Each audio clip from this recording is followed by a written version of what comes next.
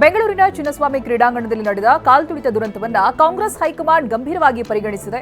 High command ಬುಲಾವ್ ಮೇರೆಗೆ CM ಹಾಗೂ DCM ದೆಹಲಿಗೆ ಆಗಮಿಸಿದ್ದಾರೆ. ಬೆಳಗ್ಗೆ 11 ಗಂಟೆಗೆ ರಾಹುಲ್ ಗಾಂಧಿ ಜೊತೆ ಮಾತುಕತೆ ನಡೆಸಲಿದ್ದಾರೆ. ರಾಜ್ಯ ಸರ್ಕಾರದ ಮಟ್ಟದಲ್ಲೇ ಲೋಪವಾಗಿದೆ ಎಂಬ ಆರೋಪ ಹಿನ್ನೆಲೆ ಕಾಂಗ್ರೆಸ್ ಹೈಕಮಾಂಡ್ ನೇರವಾಗಿ ಸಿಎಂ ಹಾಗೂ ಡಿಸಿಎಂರಿಂದ ಮಾಹಿತಿಯನ್ನು ಪಡೆಯಲಿದೆ. ಹೈಕಮಾಂಡ್ ಸಭೆಯಲ್ಲಿ ಲೋಪದೋಷದ ಬಗ್ಗೆ ಸಮಾಲೋಚನೆ ನಡೆಯಲಿದೆ. ಕಾಲ್ತುಳಿತ ಪ್ರಕರಣದಲ್ಲಿ ರಾಷ್ಟ್ರ ಮಟ್ಟದಲ್ಲಿ ಕಾಂಗ್ರೆಸ್ಗೆ ಮುಜುಗರ ಆಗಿರುವುದರಿಂದ ರಾಹುಲ್ ಗಾಂಧಿ ಖುದ್ದಾಗಿ ಪ್ರವೇಶಿಸಿದ್ದಾರೆ. ಕಾಲ್ತುಳಿತದಲ್ಲಿ ಆರ್ಸಿಬಿ ಅಭಿಮಾನಿಗಳ ಸಾವು ಪ್ರಕರಣ ರಾಜ್ಯ ಸರ್ಕಾರಕ್ಕೆ ಸಂಕಷ್ಟ ತಂದೊಡ್ತಾ ಇದೆ. ಹೈಕೋರ್ಟ್ ಸ್ವಯಂ ಪ್ರೇರಿತವಾಗಿ ದಾಖಲಿಸಿಕೊಂಡ ಸಾರ್ವಜನಿಕ ಹಿತಾಸಕ್ತಿ ಅರ್ಜಿಯ ವಿಚಾರಣೆ ಇವತ್ತು ನಡೆಯಲಿದೆ. ಹೈಕೋರ್ಟ್ ಹಂಗಾಮಿ ಮುಖ್ಯ ನ್ಯಾಯಮೂರ್ತಿ ಕಾಮೇಶ್ವರ್ ರಾವ್ ನೇತೃತ್ವದ ವಿಭಾಗೀಯ ಪೀಠದಲ್ಲಿ ವಿಚಾರಣೆ ನಡೆಯಲಿದೆ. ಕಾಲ್ತುಳಿತ ಕೇಸ್ನಲ್ಲಿ ಬಂಧನವಾಗಿರೋ ಆರ್ಸಿಬಿಯ ನಿಖಿಲ್ ಸೋಸಲೆ ಸಲ್ಲಿಸಿರುವಂತಹ ಅರ್ಜಿಗಳ ವಿಚಾರಣೆ ಹೈಕೋರ್ಟ್ನಲ್ಲಿ ಇವತ್ತು ನಡೆಯೋದಿದೆ. ನಿಖಿಲ್ ಪರ ನಿನ್ನೆ ವಾದವನ್ನು ಮಂಡಿಸಿದಂತ ವಕೀಲ ಸಂದೇಶ್ ಚೌಟಾ ಕಾರಣ ತಿಳಿಸದೆ ಕಾನೂನು ಬಾಹಿರವಾಗಿ ಬಂಧಿಸಲಾಗಿದೆ ಅಂತ ವಾದಿಸಿದ್ರು. ವಿಚಾರಣೆ ಇಂದಿಗೆ ಮುಂದೂಡಲಾಗಿದೆ. ಕಾಲ್ತುಳಿತ ದುರಂತ ಪ್ರಕರಣ ಈಗ ಐಎಎಸ್ ಹಾಗೂ ಐಪಿಎಸ್ ಅಧಿಕಾರಿಗಳ ಮುಸುಕಿನ ಗುದ್ದಾಟಕ್ಕೆ ಕಾರಣವಾಗಿದೆ. ತಪ್ಪಿಲ್ಲದೆ ಇದ್ರೂ 5 ಅಧಿಕಾರಿಗಳನ್ನು ಅಮಾನತು ಮಾಡಲಾಗಿದೆ. ಐಎಎಸ್ ಅಧಿಕಾರಿ ಸತ್ಯವತಿ ವಿರುದ್ಧ ಯಾವುದೇ ಕ್ರಮ ಕೈಗೊಂಡಿಲ್ಲ. ಐಪಿಎಸ್ ಅಧಿಕಾರಿಗಳ ಅಮಾನತು ವಾಪಸ್ ಪಡೆಯುವಂತೆ ಭಾರತೀಯ ಪೊಲೀಸ್ ಒಕ್ಕೂಟದಿಂದ ಸಿಎಂಗೆ ಪತ್ರ ಬರೆಯಲಾಗಿದೆ. ಚಿನ್ನಸ್ವಾಮಿ ಕ್ರೀಡಾಂಗಣದಲ್ಲಿ ಸಂಭವಿಸಿದ ಕಾಲ್ತುಳಿತ ದುರಂತದಲ್ಲಿ 11 ಮಂದಿ ಸಾವು ಪ್ರಕರಣದಿಂದ ಆರೋಗ್ಯ ಇಲಾಖೆ ಎಚ್ಚೆತ್ತುಕೊಂಡಿದೆ. ಇನ್ಮುಂದೆ ಸಾವಿರಾರು ಜನ ಸೇರೋ ಕಾರ್ಯಕ್ರಮಕ್ಕೆ ಮಾರ್ಗಸೂಚಿಯನ್ನ ಪ್ರಕಟಿಸಿದೆ. ಕನಿಷ್ಠ ಆರೋಗ್ಯ ಸೌಲಭ್ಯ, ಜನಸಂಖ್ಯೆಗೆ ಅನುಗುಣವಾಗಿ ವೈದ್ಯರು, ಸಿಬ್ಬಂದಿ, ಐಸಿಯು ಆಂಬ್ಯುಲೆನ್ಸ್ಗಳ ವ್ಯವಸ್ಥೆ ಇರುವಂತೆ ಮಾರ್ಗಸೂಚಿಯಲ್ಲಿ ತಿಳಿಸಲಾಗಿದೆ. ಕಾಲ್ತುಳಿತ ದುರಂತ ಕುರಿತು ಬಿಜೆಪಿ ರಾಜ್ಯಾಧ್ಯಕ್ಷ ವಿಜೇಂದ್ರ ಸಿಎಂ ಸಿದ್ದರಾಮಯ್ಯಗೆ ಬಹಿರಂಗ ಪತ್ರ ಬರೆದಿದ್ದಾರೆ. ಕ್ರಿಕೆಟ್ ಸಂಭ್ರಮದ ಕಾಲ್ತುಳಿತ ಕರ್ನಾಟಕ ಇತಿಹಾಸದ ಕರಾಳ ಅಧ್ಯಾಯ. ಅಂತಾರಾಷ್ಟ್ರೀಯ ಮಟ್ಟದಲ್ಲಿ ಬೆಂಗಳೂರಿನಲ್ಲಿ ಘಟನೆ ನಡೆದಿರುವುದು ಕರ್ನಾಟಕದ ಘನತೆಗೆ ಕಪ್ಪು ಮಸಿ ಬಳಿದಿದೆ ಅಂತ ಪತ್ರದಲ್ಲಿ ಉಲ್ಲೇಖಿಸಿದ್ದಾರೆ. ಬೆಂಗಳೂರಿನ ಮಾದವರದಲ್ಲಿ ಸ್ಕೂಲ್ ಬಸ್ ಪಲ್ಟಿಯಾಗಿ 25ಕ್ಕೂ ಹೆಚ್ಚು ಮಕ್ಕಳಿಗೆ ಸಣ್ಣ ಪುಟ್ಟ ಗಾಯಗಳಾಗಿದೆ. 2 ಬಸ್ಗಳು ತಿರುವಿನಲ್ಲಿ ಡಿಕ್ಕಿ ಹೊಡೆದಿದ್ದರಿಂದ ಈ ಅಪಘಾತವಾಗಿದೆ.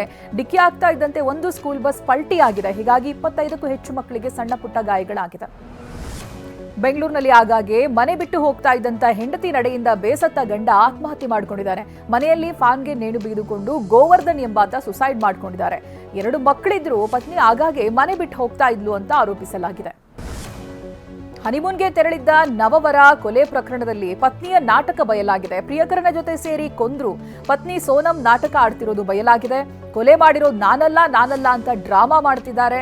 ನಾನು ಕೊಂದಿಲ್ಲ, ಚಿನ್ನಕ್ಕಾಗಿ ಅವರೇ ಕೊಂದಿದ್ದಾರೆ ಅಂತ ತನಿಖಾಧಿಕಾರಿಗಳಿಗೆ ಹೇಳ್ತಾ ಇದ್ದಾರೆ.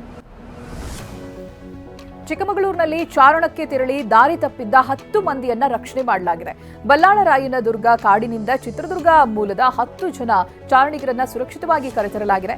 ಬೆಳ್ತಂಗಡಿ ಮಾರ್ಗವಾಗಿ ಮೆಡಿಕಲ್ ಕಾಲೇಜ್ ವಿದ್ಯಾರ್ಥಿಗಳು ಚಾರಣ ಆರಂಭಿಸಿ ದಾರಿ ತಪ್ಪಿದ್ರು. ತುಮಕೂರಿನಲ್ಲಿ ಮಾಡದ ತಪ್ಪನ್ನ ಒಪ್ಪಿಕೊಳ್ಳುವಂತೆ ಪೊಲೀಸರಿಂದ ಕಿರುಕುಳ ಆರೋಪ ಕೇಳಿ ಬರ್ತಾ ಇದೆ. ಕೋಳಾಲ ಠಾಣೆ ಪೊಲೀಸರು ಕುರಿ ಕಳ್ಳತನ ಕೇಸ್ನಲ್ಲಿ ಕಾಮಯ್ಯಗೆ ಥಳಿಸಿ ಕೈ ಮೂಳೆಯನ್ನ ಮುರಿದು ಹಾಕಿರುವಂತ ಆರೋಪ ಎದುರಿಸ್ತಾ ಇದ್ದಾರೆ. ವಿಚಾರಣೆ ನೆಪದಲ್ಲಿ ಕಾಮಯ್ಯಗೆ ಥಳಿಸಲಾಗಿದೆ ಅಂತ ದೂರಲಾಗಿದೆ. ಮಂಡ್ಯ ಜಿಲ್ಲೆಯಲ್ಲಿ ಬಾಲ್ಯ ವಿವಾಹ ಪ್ರಕರಣಗಳ ಸಂಖ್ಯೆ ಹೆಚ್ಚಳವಾಗ್ತಾ ಇದೆ. ಒಂದೇ ತಿಂಗಳಲ್ಲಿ 28 ಬಾಲ್ಯ ವಿವಾಹ ಕೇಸ್ ದಾಖಲಾಗಿದೆ. 28 ಪ್ರಕರಣಗಳಲ್ಲಿ 25 ಬಾಲ್ಯ ವಿವಾಹವನ್ನ ಅಧಿಕಾರಿಗಳು ತಡೆ ಹಿಡಿದಿದ್ದಾರೆ. 3 ಬಾಲ್ಯ ವಿವಾಹ ನಡೆದಿದ್ದು ಎಫ್ಐಆರ್ ದಾಖಲಾಗಿದೆ. ಬಳ್ಳಾರಿಯಲ್ಲಿ ಆರ್ಟಿಒ ಕಚೇರಿ ಸಿಬ್ಬಂದಿ 16 ಲಕ್ಷ ರೂಪಾಯಿ ಹಣದೊಂದಿಗೆ ನಾಪತ್ತೆಯಾಗಿದ್ದಾರೆ. ಆರ್ಟಿಒ ಖಜಾನೆ ವಿಭಾಗದಲ್ಲಿ ಕೆಲಸ ಮಾಡ್ತಾ ಇದ್ದಂತ ರವಿ ತಾವರಕೆಡ ಎಂಬಾತ ಹಣದೊಂದಿಗೆ ಪರಾರಿಯಾಗಿದ್ದಾನೆ. ಕೌಲ್ ಬಜಾರ್ ಪೊಲೀಸ್ ಠಾಣೆಯಲ್ಲಿ ಕೇಸ್ ದಾಖಲಾಗಿದೆ. ಪಾಕಿಸ್ತಾನ ಪರ ಬೇಹುಗಾರಿಕೆ ನಡೆಸ್ತಾ ಇದ್ದ ಆರೋಪದಲ್ಲಿ ಬಂಧನದಲ್ಲಿರೋ ಯೂಟ್ಯೂಬರ್ ಜ್ಯೋತಿ ಮಲ್ಹೋತ್ರಾ ನ್ಯಾಯಾಂಗ ಬಂಧನ ಅವಧಿಯನ್ನು ವಿಸ್ತರಣೆ ಮಾಡಲಾಗಿದೆ. ಸ್ಥಳೀಯ ನ್ಯಾಯಾಲಯ ಪ್ರಕರಣದ ವಿಚಾರಣೆಯನ್ನ ಜೂನ್ 23ಕ್ಕೆ ನಿಗದಿಪಡಿಸಿದೆ. ದಕ್ಷಿಣ ಭಾರತದಲ್ಲಿ ಮಳೆಯ ಅಬ್ಬರ ಜೋರಾಗಿದೆ. ರಾತ್ರಿ ಸುರಿದ ಮಳೆಗೆ ತಮಿಳುನಾಡಿನ ಹಲವು ಜಿಲ್ಲೆಗಳು ಜಲಮಯಗೊಂಡಿವೆ. ಹಾಗೆಯೇ ತಿರುವರೂರ್ ಸಿಟಿಯಲ್ಲಿ ಧಾರಾಕಾರ ಮಳೆಯಾಗಿದ್ದು ರಸ್ತೆಗಳಲ್ಲಿ ಸಂಚರಿಸುವುದಕ್ಕೆ ವಾಹನ ಸವಾರರು ಪರದಾಡಿದ್ರು.